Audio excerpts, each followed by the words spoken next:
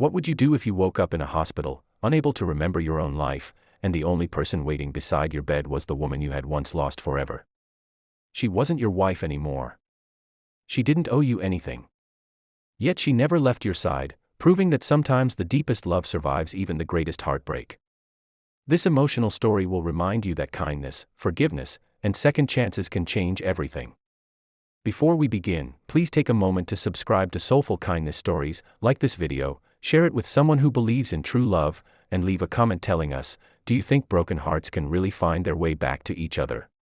Now, let's get started with today's unforgettable story. The first thing I noticed wasn't pain. It wasn't fear. It wasn't even the bright hospital lights above me. It was a slow, steady beeping sound echoing through the silence, as if something was counting every second I had left. My eyelids felt impossibly heavy, my mouth was dry, and every breath seemed to require more strength than I possessed. I tried to move my hand, but it barely responded. Confusion wrapped itself around me before I even understood where I was or why everything felt so unfamiliar. As my vision slowly cleared, the room came into focus, one blurred shape at a time. White walls, medical equipment, tubes connected to my arm, and sunlight filtering through partially opened blinds. It looked like every hospital room I'd ever seen in movies, yet none of it felt real. My heart raced as questions flooded my mind faster than I could answer them. What had happened? How long had I been here? Why couldn't I remember anything before opening my eyes? The harder I searched my memory, the emptier my thoughts became, leaving only an unsettling silence inside my head. Then I turned my head slightly toward the chair beside my bed, and everything changed. A woman sat there quietly with her hands folded together, her eyes fixed on me as though she had been waiting for this exact moment. Dark circles beneath her eyes revealed days of exhaustion, but the instant our eyes met, relief overwhelmed her face. Tears rolled freely down her cheeks, yet she smiled with a warmth that somehow reached me. Even though I couldn't remember ever seeing her before. She whispered softly, "You're finally awake," as though those words carried years of hope. I stared at her, desperately searching for recognition, but nothing came. Her face seemed important, strangely familiar, yet hidden behind a thick wall inside my mind. Embarrassment mixed with panic as I struggled to speak. My voice came out weak and broken. "I'm sorry," I whispered. "Do I know you?" The question hung heavily in the room. For a brief moment, sadness crossed her face, but she quickly replaced it with a gentle smile. She nodded slowly, accepting my confusion without anger, disappointment, or frustration, making me wonder why a complete stranger would show such extraordinary kindness. She introduced herself simply. "My name is Emma." She said it softly, almost as if she feared saying anything else might overwhelm me. I repeated her name silently in my mind, hoping it would unlock something hidden deep inside my memory. Nothing happened. There were no flashes of childhood, no memories of conversations, no familiar emotions attached to her name. Yet strangely, my heart reacted differently from my mind. Something about hearing her voice made me feel unexpectedly calm, as though somewhere beyond forgotten memories, a part of me still recognized the person sitting faithfully beside my hospital bed. Before I could ask another question, a doctor entered the room carrying a clipboard. His expression was professional but reassuring. After examining my eyes and checking the machines connected to me, he explained that I had survived a devastating highway accident several days earlier. My injuries had been serious, but the greatest concern was the trauma to my head. The impact had caused temporary memory loss, making it impossible for me to recall recent events and possibly parts of my past. He warned that memories might return gradually, unpredictably, or perhaps never completely at all. The doctor's words left me frozen. Temporary memory loss sounded like something that happened to other people, not to me. I wanted to ask about my family, my friends, my home, my job, and the life I apparently couldn't remember. Before I even opened my mouth, Emma seemed to understand every question forming behind my eyes. She remained quietly seated until the doctor left, then moved her chair slightly closer without invading my space. There was patience in her silence, the kind that only comes from someone who has already accepted pain long before anyone else could see it. Finally, I gathered enough courage to ask the question that mattered most. "Who are you to me?" She lowered her eyes for several seconds, taking a slow breath before answering. "I used to be your wife." Her words struck harder than the accident itself. Wife. My eyes immediately drifted to my left hand. There was no wedding ring. She noticed the movement and gently explained, "We divorced 3 years ago." My mind struggled to understand. If she was no longer my wife, then why was she here? Why wasn't someone else sitting beside me instead? She looked at me with heartbreaking honesty before quietly answering the question I hadn't spoken aloud. Your parents passed away several years ago. You don't have any brothers or sisters nearby, and after our divorce, you slowly pushed almost everyone out of your life. Her voice never blamed me. It simply described reality. Then she added something I would never forget. When the hospital found your emergency contact, my number was still listed in your wallet. They called me. I came immediately. And after seeing you lying here, I couldn't bring myself to leave. I looked at her in complete disbelief. Nothing about the situation made sense. If our marriage had ended years ago, why would she spend countless hours sitting beside someone who was no longer part of her life?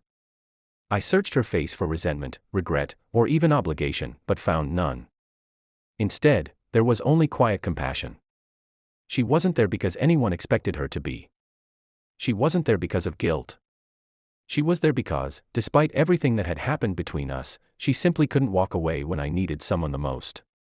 Over the following days, Emma became the one constant in my confusing world.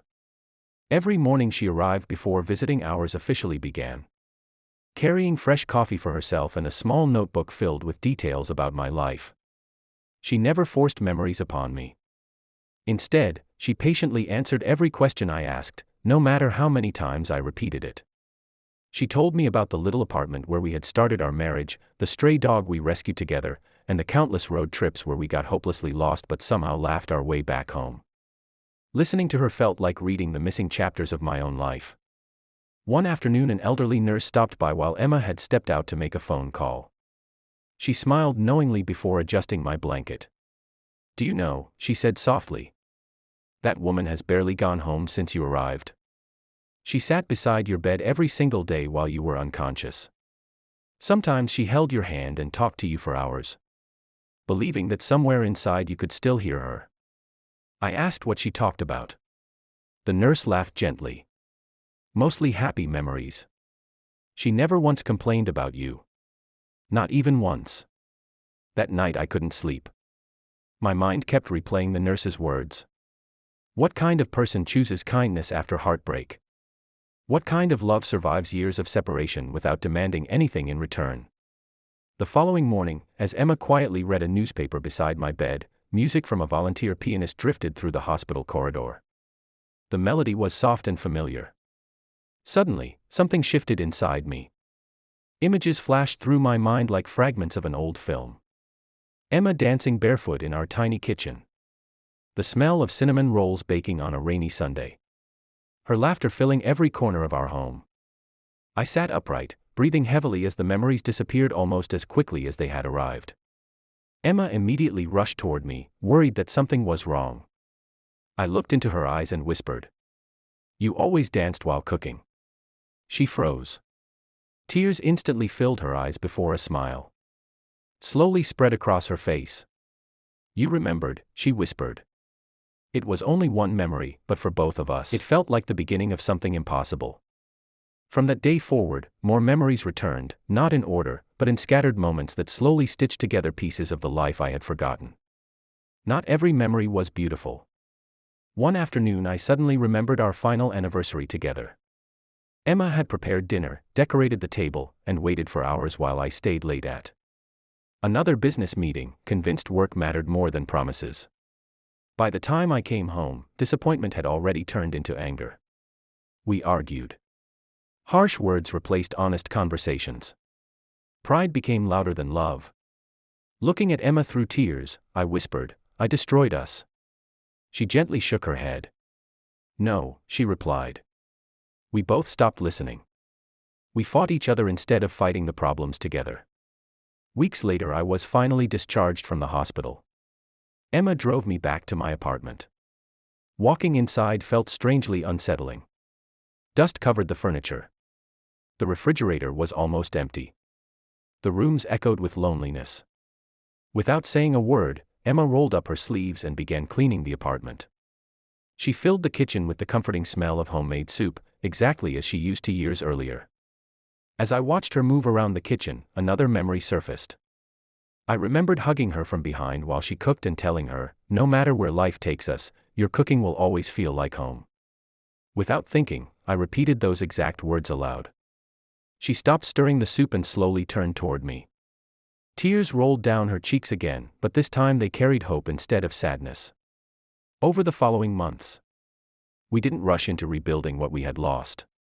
Instead, we started over with honesty neither of us had shown before. We spent long afternoons walking through the park, drinking coffee, and talking about everything we had once avoided. There were no dramatic promises, no desperate attempts to erase the past. We simply chose patience, forgiveness, and kindness one conversation at a time until trust quietly found its way back into our lives. One rainy evening, while organizing an old storage box, I discovered a sealed envelope written in my own handwriting. It was addressed to Emma but had never been mailed. My hands trembled as I opened it. Inside was a letter dated only 2 weeks after our divorce. It confessed everything I had been too proud to say aloud. I wrote that the silence in our home was unbearable. That leaving hadn't made me happier, and that if pride didn't exist, I would ask her to come back. The words broke my heart because they revealed how close we had been to saving our marriage. The next morning I called Emma and asked if we could meet at the same hospital garden where we had taken our first walk after my recovery. I handed her the letter without saying a word. She read it slowly before reaching into her purse and pulling out another envelope. "I wrote one too," she said quietly. Her letter had been written on the very same day. It said that if I ever knocked on her door again, she wouldn't ask why I left. She would simply ask whether I was hungry. We laughed through tears, realizing that for 3 long years, both of us had been waiting for the other to take the first step. Standing there beneath the evening sky, I finally understood something the accident had forced me to see. Life can disappear in a single moment, but love survives only when people choose kindness over pride. I gently took Emma's hand and said, "I don't want another chance because I lost my memory. I want another chance because finding my way back to you reminded me what truly matters." She smiled through her tears, squeezed my hand, and quietly replied, "Then let's never waste another day pretending we don't belong together." Sometimes the greatest miracle isn't waking up in a hospital. It's waking up to the love that never stopped waiting for you.